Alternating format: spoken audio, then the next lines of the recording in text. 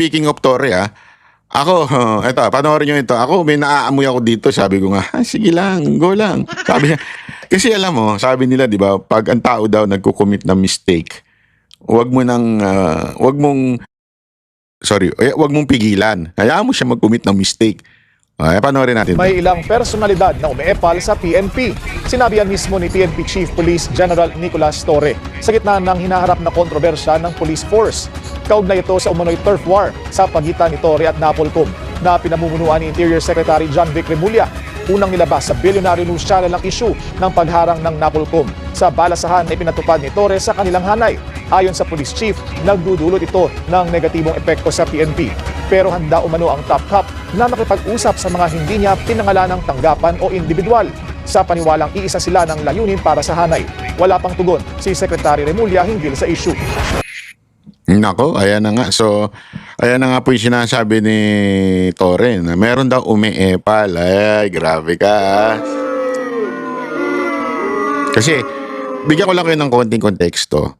Merong mga inilagay sa posisyon. Siyempre, nung naging PNP chief siya, may nilagay siya sa mga pwesto. Na ito, gusto ko ito. Alam mo naman si Torre, feeling hari yan eh. Oo. May pagkapareho sila ni Romualdez na feelingero na sila ang presidente. Oh. So nilagay-lagay niya sa pwesto itong mga ito, di ba? And hindi nagustuhan ng Napolcom. At ang pinuno ng Napolcom ay si Remulla. Naku, isa pang matigas din yan, si Remulla. Feeling din niya kanyang Cavite. Hindi, tapos feeling din niya na siyempre, yung kapatid niya nasa DOJ. At the same time, feeling din niya malapit talaga siya sa presidente. So, pare-pareho silang feeling mga magagaling. Di ba? Di banggaan sila ngayon. Sino ang kakampihan ng presidente? Alam mo, ito yung isang bagay na sinasabi ko nga sa sarili ko No wonder, tama talaga yung sinabi ni Pangulong Duterte na we have a weak president. Kasi, ito ang isang napakalupit na halimbawa na ang pinuno mo weak. Nag-aaway-away nga sa baba.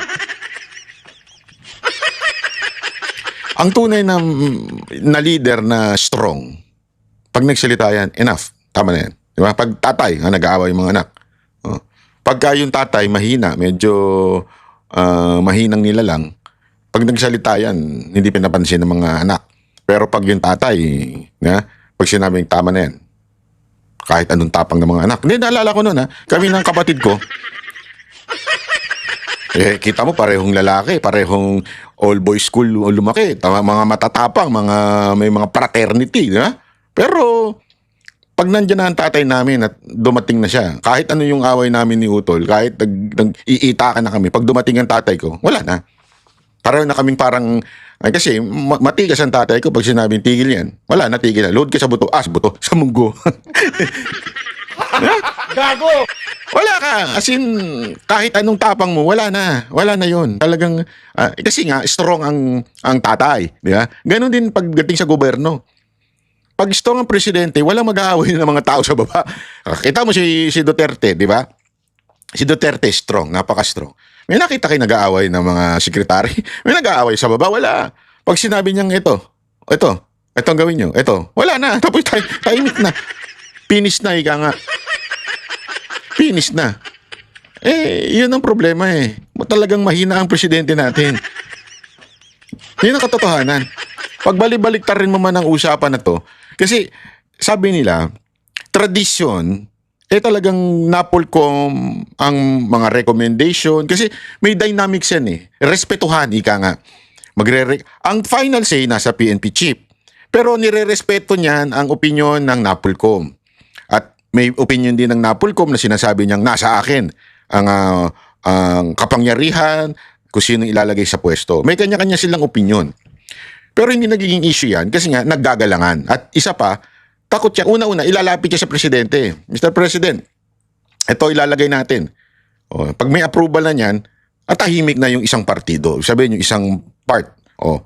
So, tahimik na yan kasi, sandali, sabi ng presidente, ilagay ko daw ito ito na. So, huwag na kayo magreklamo. Ngayon, parang nagkakanya-kanya. Gusto ko to. Gusto ko to. Bakit? Ako ang masusunod. Ako ang nakahuli kay Duterte. So sila yung masusunod diyan. Wala nang masasabi na ano na ang problema ngayon talaga, walang hindi kaya eh, 'di ba? Hindi kaya ay no, wait lang ah. Hmm.